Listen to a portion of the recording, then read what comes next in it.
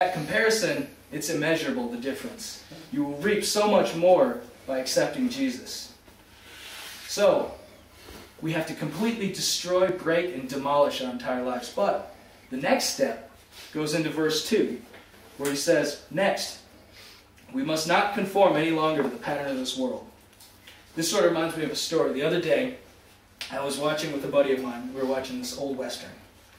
And this cowboy, and it was like one of those TNT type Westerns, you know, the men movies kind of thing. And this cowboy's riding, he's like galloping along, just going as fast as he can, right towards a cliff on his horse.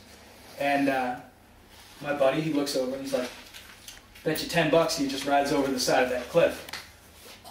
Now, I shouldn't necessarily admit to this, but I was like, you know what, I think I can win this bet. So I took the bet, even though looking back, I don't know if I should necessarily gamble that often, but I must admit I did. So then we're watching it, and the guy, sure enough, goes right over the cliff. Being a man of my word, I give my friend his $10 that he has rightfully earned. And then he admits to me, I have to be honest, I've seen this movie before, and I knew he was going to go over the cliff. And then I had to admit to him, I had also seen the movie, but I figured since he went over the cliff last time, he wasn't stupid enough to do it again. But now see, when we look at that, it's, you know, a cute little story that we have here, but how often do we do that with our lives? We play the same movie over and over again. We come here on Sunday, and we take all that pain, all that hurt, all the things of this world, and we throw them over our shoulders, and they're gone, and the right hand of God has destroyed them. And then we do it again. We make the same mistakes over again. Because see, what we've done when we sacrifice everything, we get a clear canvas. And we can paint a new painting on that canvas. But imagine a painter gets this clear canvas, he paints a painting, and then he's like, you know what, that's disgusting, it's horrible, I don't want it. Throws it away. Starts over, gets his new canvas again, paints the exact same painting. It's idiotic. It's a waste of time, a waste of money, a waste of his resources. But we do that every week. Every Sunday we come here and we pray and we get a clean slate. And we go out into the world and we do the exact same thing again. And this is what this is part of, is to not be conformed. We need to stop that negative influence from coming into our lives. So now, the question comes into, what is the world? And this specifically, if we turn to 1 John 2, 15 through 17. This is a great passage, and I love this one. Because it defines for us. There's always that debate, and there's different types of worlds that we have. But this discusses with us the type of world that we need to run from.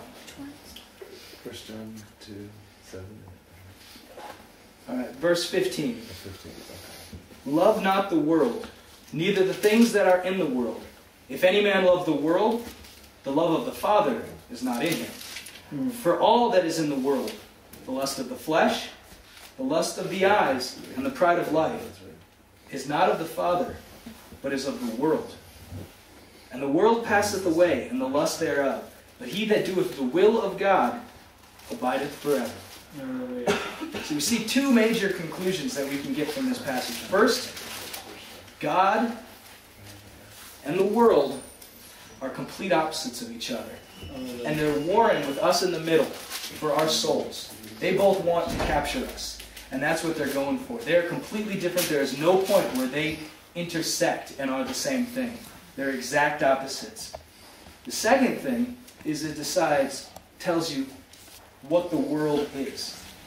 And the world is mainly comprised of three things. The lust of the flesh, the lust of the eyes, and the pride of life. Now we'll go briefly into what each of them is. The lust of the flesh is essentially that line that you've heard, if it feels right, do it. And I know we've all heard that one before. You know, you can deal with sex and drugs, and it's a general outlook on life. And the one that comes most notably that I hear all the time is, if I'm not hurting anybody, what's the big problem?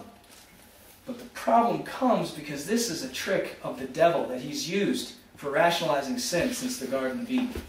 He constantly tells us it's not that big of a deal. It's just for us, it's okay, there's no problems with it. Our eternal salvation isn't, up for grabs in this equation. But the problem is, the world knows something that we generally forget. lusts can never be satisfied. The lust constantly grows and grows. You want that bigger rush, the higher high, the better sexual conquest. And we're constantly going for that. And very quickly, that thing that you thought you once had control over now controls every aspect of your life, and it dominates you. And so we see that's the lust of the flesh. The lust of the eyes, on the other hand, slightly different. It's the I want it. You look at something, it's what coveting is all about. Like, look at that car. It's got 8,000 horsepower and a V16 engine. I know it's not real, but, just to say, for example, that there's a car like that. You think to yourself, I want that. I'd give anything for that car. The problem is, a lot of people would give anything to have that car. And that's where the lust of the eyes comes in, is you're willing to sacrifice and take those shortcuts or do something that you shouldn't to get that car that doesn't and shouldn't belong to you. Why? Because we want it. I want that, And it starts from when we're kids, There's an old Bill Cosby thing where he talks about one of his daughters, and one of the most annoying sounds that he heard as a father is the little girl yelling out, "Mine! Mine!" And it's the same thing with us. Lord, I often feel bad for God because I know He keeps hearing us down here on earth saying, "Mine, mine," and we're all grabbing it and trying to get stuff better for us. And that's the lust of the eyes. Finally, the pride of life. And this is the one that I think gets more people because it doesn't necessarily seem that bad. And it's the I deserve better factor. It's not just the keeping up with the Joneses that we know about. It's the doing better than the Joneses. Why? Because I work harder than them, I do more, I go to church